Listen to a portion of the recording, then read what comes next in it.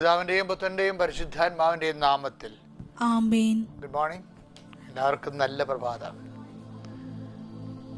അമ്മേ, പരിശുദ്ധ അമ്മേ, അമ്മേ പരിശുദ്ധ അമ്മേ, ദൈവമാതാവേ, അന്ന് അങ്ങ് കൃപാസനത്തിൽ പ്രത്യക്ഷപ്പെട്ട് വരാൻ പോകുന്ന മഹാദുരന്തത്തിൽ നിന്ന് രക്ഷപ്പെടാനും എല്ലാവർക്കും വേണ്ടി പ്രാർത്ഥിക്കുവാനും ആവശ്യപ്പെട്ടിട്ട് 20 വർഷം തികയുന്ന ഈ വേളയിൽ കൃപാസനത്തിലൂടെ ഞങ്ങൾക്കും ഈ ദേശത്തിനും അങ്ങ് മധ്യസ്ഥം തേടി തന്ന എല്ലാ അനുഗ്രഹങ്ങൾക്കും കൃപകൾക്കും ഞങ്ങളിപ്പോൾ ഹൃദയം നിറഞ്ഞ നന്ദി പറയുന്നു. അമ്മേ പരിശുദ്ധ അമ്മേ, ജപമാല മാതാവേ, സകല കൃപാസന പ്രാർത്ഥനകളോടും ചേർത്ത് ഞങ്ങളിപ്പോൾ പ്രാർത്ഥിക്കുന്ന ഈ കുടുംബത്തിന്റെ പ്രത്യേക നിയോഗം.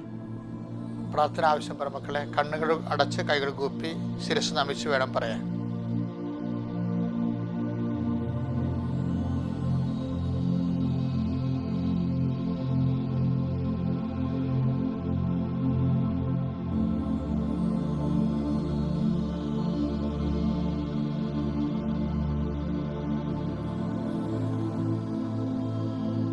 അമ്മയുടെ പ്രത്യക്ഷീകരണത്തിന്റെ ഈ ദ്വാദശക വേളയിൽ ഞങ്ങൾക്ക് സാധിച്ചു തരുവാൻ കനിയണമേ. വിശ്വാസ പ്രമാണം. സർവശക്തനായ പിതാവും ആകാശത്തിന്റെയും ഭൂമിയുടെയും സൃഷ്ടാവുമായ ദൈവത്തിൽ ഞാൻ വിശ്വസിക്കുന്നു.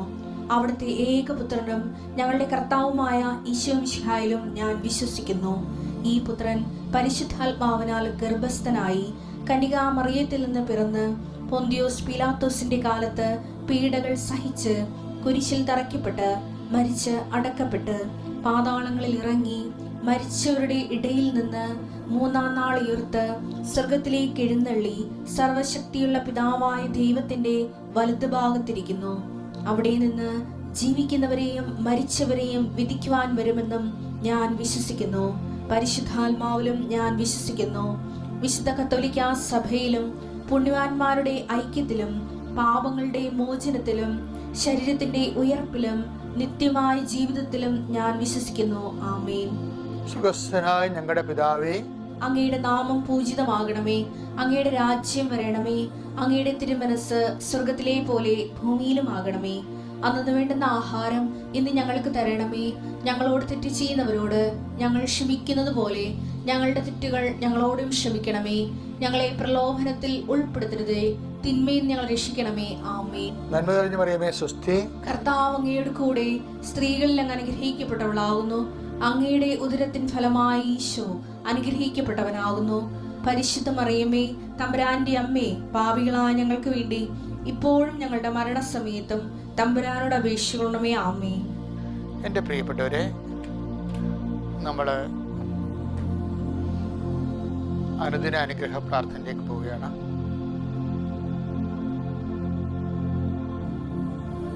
ഈ പ്രാർത്ഥനാ സമയത്ത് നിങ്ങൾക്ക് ഏതെങ്കിലും ഒരു പ്രത്യേക വിഷയം ഉണ്ടെങ്കിൽ, ഇപ്പം പരീക്ഷ ഉണ്ടെങ്കിൽ ഹോൾ ടിക്കറ്റ് എടുത്ത് കൈവെക്കാം.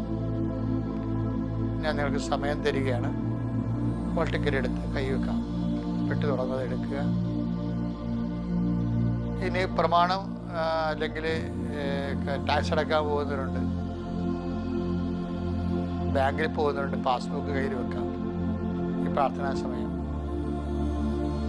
എന്താണ് നിങ്ങൾ ചെയ്യാൻ പോകുന്ന അതിനോട് ബന്ധപ്പെട്ട വസ്തുക്കൾ ദൈവതിരുസന്നിധി ഉയർത്തി വെക്കാം. ഇനി അച്ഛൻ പ്രാർത്ഥിക്കുന്ന സമയത്ത് നിങ്ങൾ നിൽക്കുന്ന ഇടത്തെ കർത്താവ് അനുഗ്രഹിക്കും. നിങ്ങൾ വീട്ടിൽ തന്നെ ഒരു പീഡികക്കട തുടങ്ങണമെന്ന് വിചാരിച്ചു. ചിലർക്ക് അങ്ങനെ ഉണ്ടല്ലോ, വേറെ പീഡികക്കട വെക്കുമ്പോൾ വലിയ കാശൊക്കെ ആണ്. വീട്ടിൽ തന്നെ ഒരു മുറി സെറ്റ് ചെയ്ത് പീഡികക്കട, പാവപ്പെട്ടവരുടെ ജീവിതമാണ്. അപ്പോൾ അവർ അവിടെ പോയി നിൽക്കും. ഈ മൊബൈൽ എടുത്തുകൊണ്ട് ആ സ്ഥലത്ത് പോയി നിൽക്കണം, ആ മുറിക്ക് പോയി നിൽക്കണം. പുറത്താണെങ്കിൽ പുറത്ത്. നിങ്ങളുടെ നാൽക്കാലികൾക്ക് ഒരു രോഗമാണെന്ന് വിചാരിച്ചു, അപ്പം നിങ്ങൾ തൊഴുത്തിൽ പോയി നിൽക്കണം. അതെടുത്ത് പ്രാർത്ഥിക്കണം. ഇതാണ് നമ്മൾ വിശ്വാസികളെ സംബന്ധിച്ചിടത്തോളം എല്ലാം ദൈവാധിഷ്ഠിതമാണ്.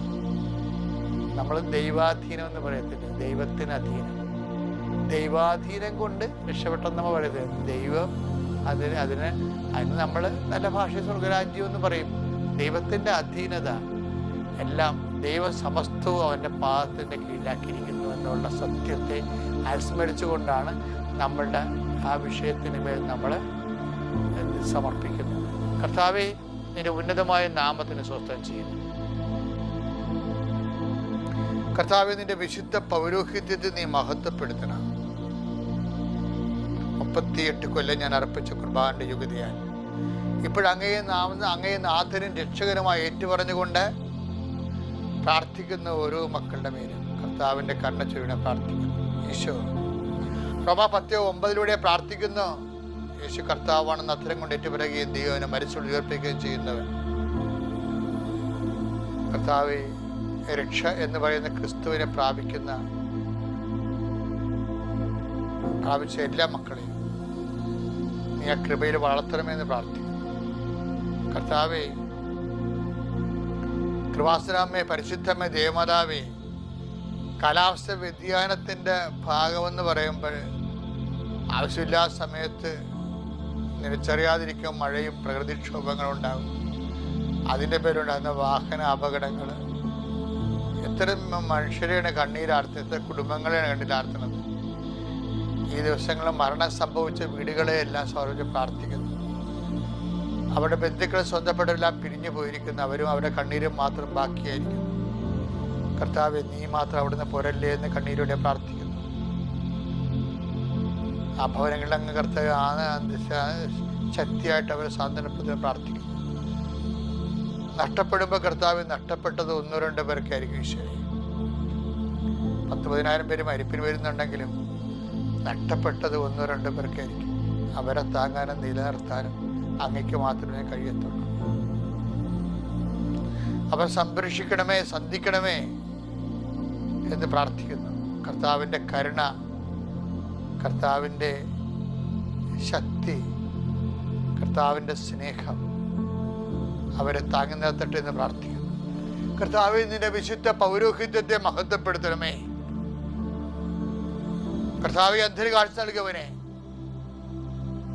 കർത്താവെ, ചെകിടിന് കേളി നൽകിയവനെ, കർത്താവെ, ഊമന് സംഭാഷണം നൽകിയവനെ, മഹോരോശപ്പെടുത്തിയവനെ, തൽവാരോശപ്പെടുത്തിയവനെ, മനുഷ്യനെ ഏൽപ്പിച്ചവനെ, നിന്റെ തിരുനാമശുദ്ധി പറയുന്ന കർത്താവെ, നിന്റെ മക്കളെ അങ്ങ് ശ്രദ്ധിക്കണമേ. നീ ഏത് ഭവനത്തിൽ ചെന്നാലും ആ ഭവനത്തിന് സമാധാന ആശംസകളുടെ കർത്താവെ, ഞാൻ ഈ പ്രാർത്ഥന കേൾക്കുന്ന ഓരോ കുടുംബത്തിൻ്റെ പേരും നിന്റെ നാമത്തിൽ സമാധാനം ആശംസിക്കുന്ന കർത്താവെ, ആ സമാധാനം മക്കൾക്ക് അനുവേദ്യമാക്കാൻ നിന്റെ വിശുദ്ധമായ രക്തത്താൽ അവിടെ ഹൃദയ കവാടങ്ങളെ അങ്ങ് സ്പർശിക്കുന്ന പ്രാർത്ഥിക്കുന്ന ഈശോയെ.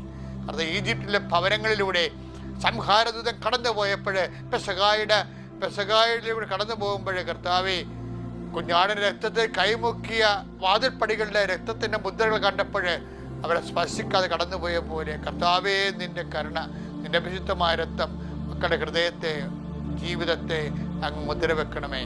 സംഹാരം അവരെ കാണാതെ കണ്ട് കടന്നു പോകാൻ ഇടയാക്കണമേ. കർത്താവേ, സുവിശേഷത്തിന്റെ സാക്ഷികളാകാൻ മക്കളെ അങ്ങ് ഒരുക്കണമെന്ന് പ്രാർത്ഥിക്കുന്നു. ഓരോ കാലം കൂടെ സങ്കീർണമാകുമ്പോൾ അമ്മേ, പരിശുദ്ധമ്മ, ദേവമാതാവേ, മക്കളെ അല്ല അമ്മ വളർത്തിയതുപോലെ സുവിശേഷത്തിലെ ഞങ്ങളെ വളർത്തണം. സങ്കീർണമായ കാലത്തെ അതിജീവിക്കാൻ സങ്കീർണമായ ശക്തമായ ആധ്യാത്മിക അഭിഷേകത്താൽ അമ്മേ, അങ്ങയുടെ മക്കളെ സുവിശേഷത്തിൽ വളർത്തണമേ. നീ എങ്ങനെയാണോ ഉണ്ണീശയെ വളർത്തിയത്, എങ്ങനെയാണോ യേശുവിൻ്റെ കൂടെ രക്ഷാകരമായ എല്ലാ ദിനങ്ങളിലും നീ നടന്നു പോയത്, എങ്ങനെയാണോ ക്രിസ്തുവിൻ്റെ ദൗത്യം പൂർത്തിയാക്കാൻ നീ കുരിശിൻ്റെ ചുവട് നിന്നത്, അമ്മേ, നിന്നെ പോലെ ആരുമില്ല. ദൈവത്തിൻ്റെ കണ്ണ് നിങ്ങളെ ആവശ്യിക്കട്ടെ, ദൈവത്തിന് ആവശ്യിക്കട്ടെ. സർവോപരി കർത്താവേ, നിങ്ങളുടെ ഹൃദയത്തിൻ്റെ എല്ലാ ഭാരങ്ങളും യേശു ക്രിസ്തുവിൻ്റെ നാമം നീങ്ങി പോകട്ടെ.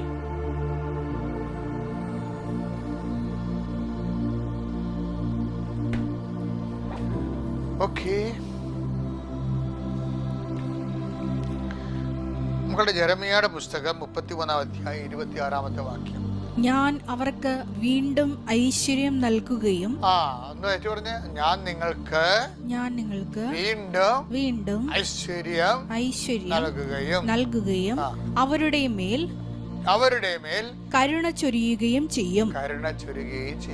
എന്താ ഞാൻ ഇതിപ്പോൾ നിങ്ങൾ കേൾക്കുമ്പോൾ ഞങ്ങളെയൊക്കെ സന്തോഷിപ്പിക്കാൻ വേണ്ടി അച്ഛനൊരു വചനം എടുത്ത അങ്ങനെയൊന്നും ഇല്ല. ഇച്ഛയും ചെയ്യും എന്ന് പറഞ്ഞ സംഭവമില്ലേ, അതെല്ലാം ഒരു വാട്ടർമാർക്ക് അടക്കമുണ്ട്. എന്തിൻ്റെയാണ്? കർത്താവിൻ്റെ വാഗ്ദാനത്തിൻ്റെതാണ്. ഭാവിയിൽ സംഭവിക്കാൻ പോകുന്ന കാര്യങ്ങളെ കർത്താവ് സുനിശ്ചിതമാക്കാൻ വേണ്ടി. ഭാവി സംഭവം പറയണേ, ഭാവി അനിശ്ചിതമാണ്. വിശ്വാസി പറയും ഭാവി ഒരിക്കലും അനിശ്ചിതമല്ല, ഭാവി സുനിശ്ചിതമാണ്. എന്താ കാര്യം? നമ്മുടെ ഭാവി കർത്താവിൻ്റെ വാഗ്ദാനങ്ങളാലാണ് സുരക്ഷിതമാകണത്. എന്താ കാര്യം? നമ്മുടെ ഭാവി കാര്യം എന്താ? ഞാൻ വീണ്ടും നിങ്ങളെ ഐശ്വര്യപൂർണ്ണമാക്കും. അതാരാ പറയണത്? അഞ്ചു കൊല്ലം കൂടുമ്പോൾ ഭരണം തീരണ ഭരണകർത്താക്കളല്ലേ പറയണത്. ഒരിക്കലും ഭരണം തീരാത്ത കർത്താവാണ് പറയണത്. എന്താണ്? ഞാൻ നിങ്ങളെ വായിച്ചത്, ഞാൻ അവർക്ക് വീണ്ടും ഐശ്വര്യം നൽകുകയും അവരുടെ മേൽ കരുണ ചൊരിയുകയും ചെയ്യും. എന്ത് സംഭവം അറിയാമോ? കരുണ ചൊരിയുക എന്ന് പറയുമ്പോൾ ഓർക്കുക, it is not working according to our merits. എന്താണ് ബൈബിളിൽ എന്താ? നമ്മൾ എഫേസ്യസ് 2:8 എപ്പോഴും വായിക്കത്തില്ല. എന്താ വായിക്കണത്?